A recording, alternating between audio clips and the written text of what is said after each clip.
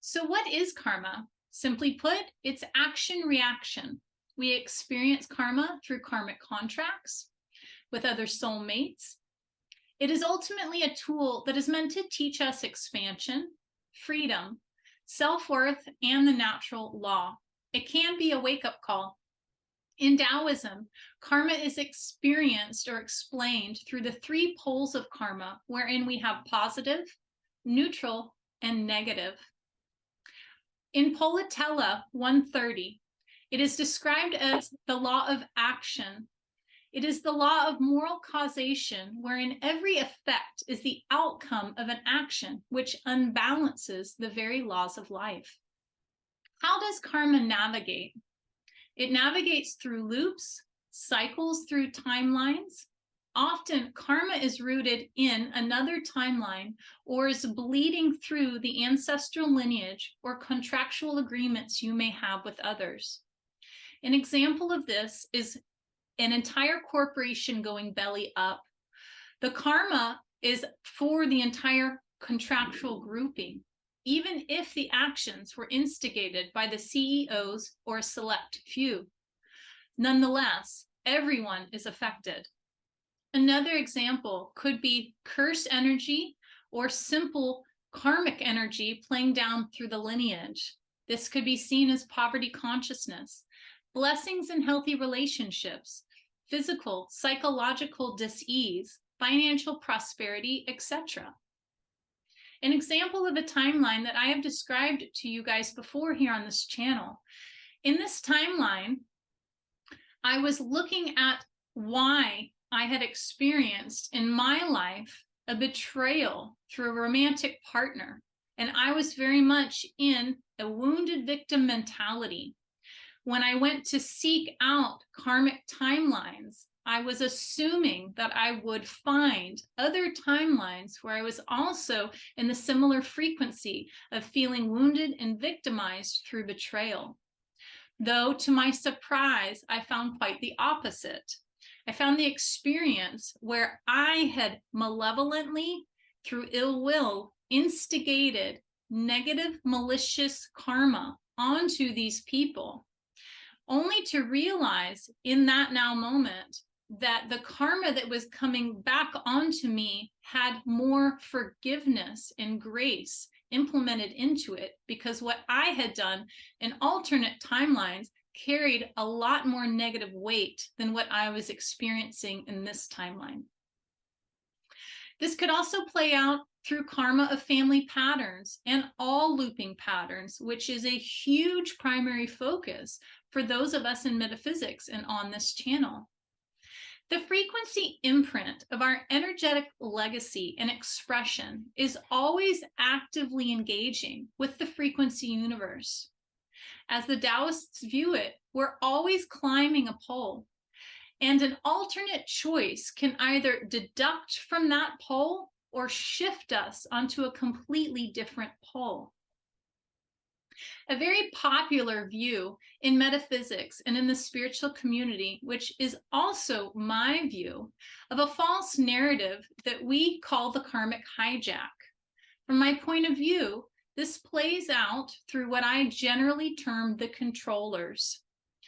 The example of the old reincarnation recycle station, aka the moon, which I now perceive is streamlined through a much more sophisticated AI consciousness upload, like the cloud and other portals.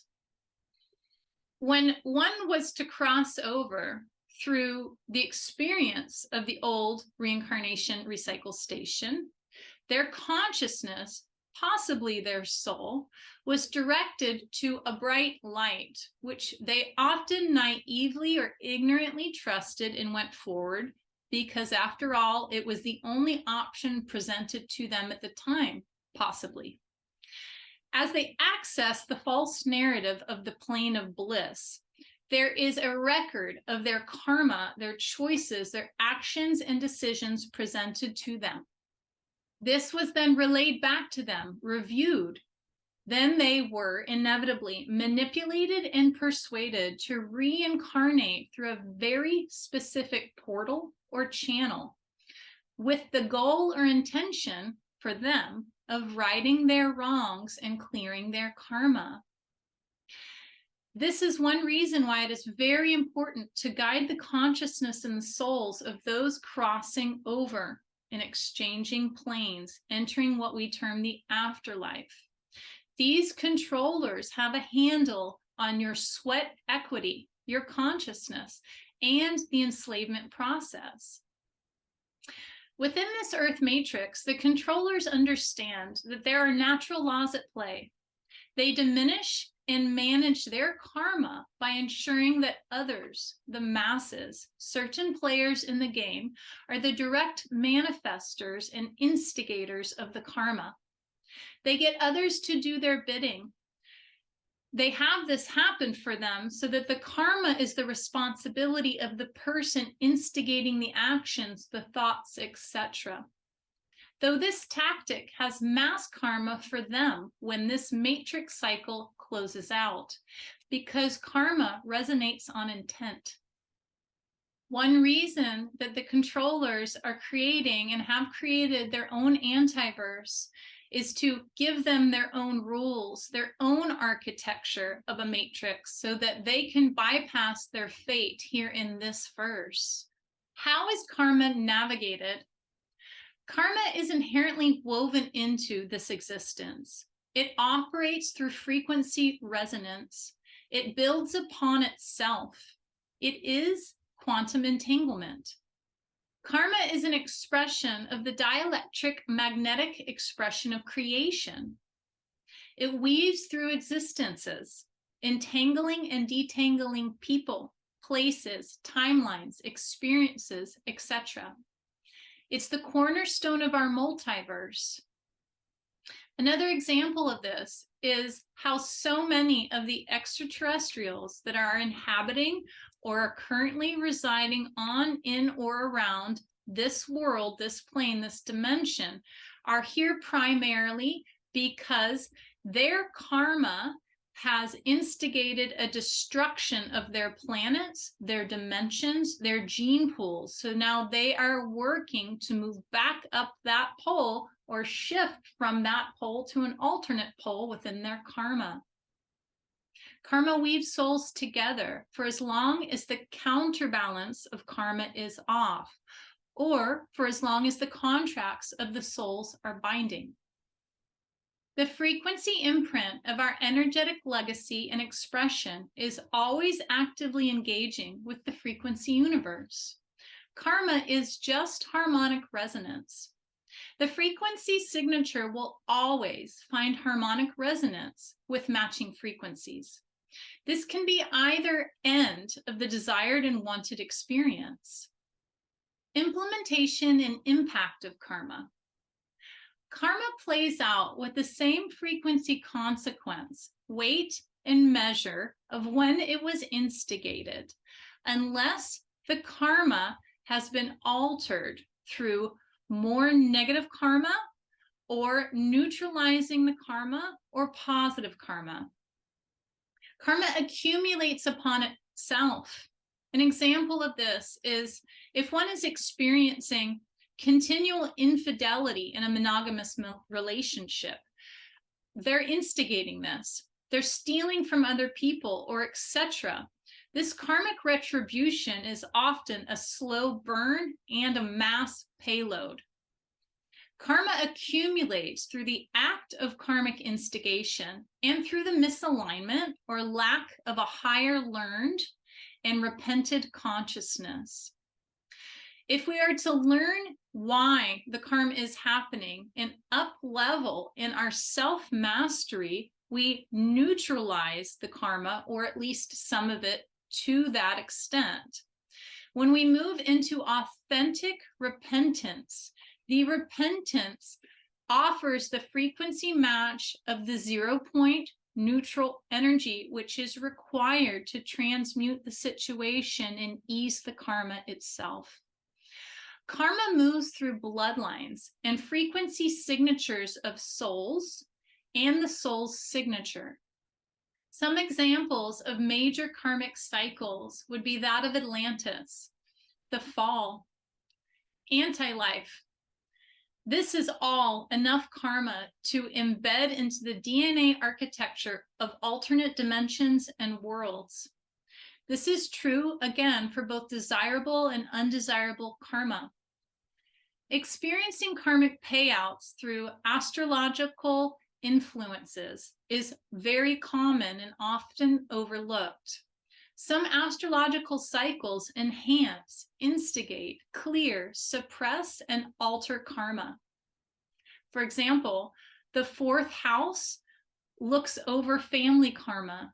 The 8th house looks at debts of others. The 12th house is unredeemed and collective karma. Pluto, the moon, Saturn, which is known as the Lord of Karma, the lunar nodes. The South node speaks to karmic ancestry. The North node speaks to karmic goals within this life. This reference is from wemystic.com. Karma is important because it gives your choices the ability to be successful. Intention holds a very powerful frequency signature. It cannot be hidden or bypassed. This weighs into the law of karma. If the intention was pure, though the initiation of karma was negative, that measures with less weight than a negative intention with the same negative initiation. My example of these experiences was that of the last 6 months. I went through a very profound and engrossing psychic warfare, spiritual attack, which shifted my trajectory throughout my access to my intuition and the way in which I work. It changed the structure of my work through world peace projects. I went through 2.5 to 3 months of deep psychological and spiritual warfare at the tail end of 2022. During this time, we had an eclipse season. Eclipses represent a cyclone of tumultuous energy within your environment. We are not meant to initiate the eclipses. Rather, we are meant to sustain, much like being in the water through a tumultuous torrential storm or crazy crashing waves, and knowing that you have to surrender to the water to survive. The first eclipse in the season was an initiation of the energetics. The second eclipse in the season was a closing out of whatever had been initiated. I wasn't aware at the time that the eclipses were highly significant to my experiences. I presumed that all of the timelines that I was professing were directly related to me. I was prophesying several alternate potential timelines that were to play out. And I presume them all to have direct effect to me because, after all, I'm experiencing them, I'm dreaming them, I'm seeing them, what have you. This is why I made the spiritual warfare video that I have now pulled. I am still learning now, 5 months later, where all of the timelines were playing out and where they were going and potentially playing out. Thus far, I have placed at least 5 of these timelines, and they are all pertaining to other people within my environment. This has led me to understand that the eclipse season played a very direct role in this experience, though I have been fairly perplexed and curious as to why I did so much deep level work for timelines for other people that are simply within my vicinity. Some of these people I would not even consider important to my direct life navigation. I am positive that these timelines would have devastated and had life-altering consequences if they had have anchored, at least the way I was viewing them at the time. I am realizing now that I had contracted to help alter the trajectory of these timelines because in some way it would have altered my timeline through affiliation. and or because I simply care deeply or have a karmic debt owed to these people that the timelines were affecting. I paid off a mass payload of karmic debt through these services to others. And in return, I received a huge payout of mass karmic credit through the experience of my intuition heightening exponentially, and it shifting the way in which I view and perceive what I now term my intuitive investigation. All of the people that I assisted had already granted me energetic permission to assist, access, and engage in these timelines through their soul level and consciousness intentions. This was not necessarily a conscious, verbal, physical experience that they offered me. Many of them did not know me consciously at the time, or may still not know me. The benefits to this for me were that now that I get to navigate my preferred timeline with some of these people, I closed out cycles for them and for me that were very undesirable. I also, as I explained, had a profound up-leveling in my ability to guide and support others through intuitive abilities. My entire vantage point and guidance has restructured and upgraded itself. I pulled the spiritual warfare video because, one, it makes me sound even more cuckoo than I already do. And also because the sovereign will, the truth and intention has been publicly shared. So therefore, the natural laws have initiated through it and on a level that is supported, and it has made my will sovereign and transparent. That is all one requires. This speaks to the laws that the intentions and plans of all must be revealed in order to maintain a balance and integrity within the divine law. This is why the controllers show us distorted revealments through various means of media and public communication. Rather, this is one reason why. Another huge reason why is predictive programming and mass handling. Irony within the controllers, karma. They're manipulating and hijacking, as I have said, hijacks themselves. Because of the law of intent and the law of reflection, they will get what they are due. Solutions to karma. When noticing karmic payouts, isolate the frequency of the experience, how it feels, how it affects your bottom line, not just financially speaking. If you can place it, think back to when your actions, words, involvements may have affected others in very similar ways. It is important to note that the situation may be completely different that you're now experiencing, but the frequency signature of the experience and the outcome will be completely matched. Karma simultaneously doles out the frequential match of karma to harmonically resonant matched experiencers. This means that you will need to misalign with the frequency in order to get out of the harmonic resonance of the quantum entanglement of the karmic cycle. Repentance is pivotal. It acts as a stop sign. It deconstructs the entanglement and disentangles the karmic loop. Repentance also holds the frequency range or bandwidth of the plane of inertia, which we have spoken of the importance of neutrality through manifestation. Once you have stagnated the inertia of the karma, you need to dissolve it back into neutrality or reconfigure it into positive karma.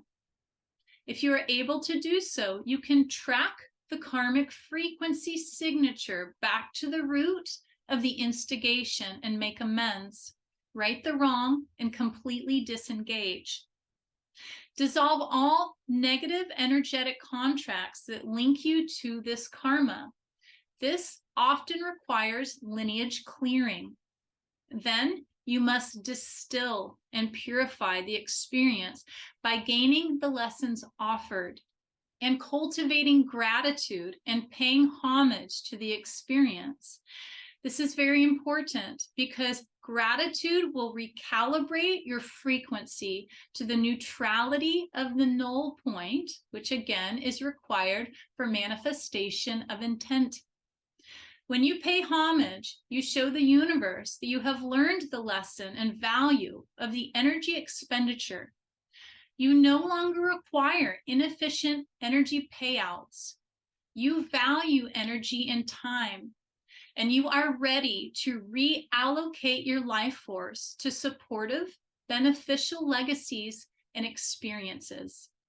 I hope this class has been informative and assisting for you. If you are interested in personal sessions, counseling, coaching, courses, classes with me, please check out worldpeaceprojects.com. And thank you for giving me a like, hitting that subscribe button. It helps this channel tremendously. I hope you're all well. Talk to you soon. Bye-bye.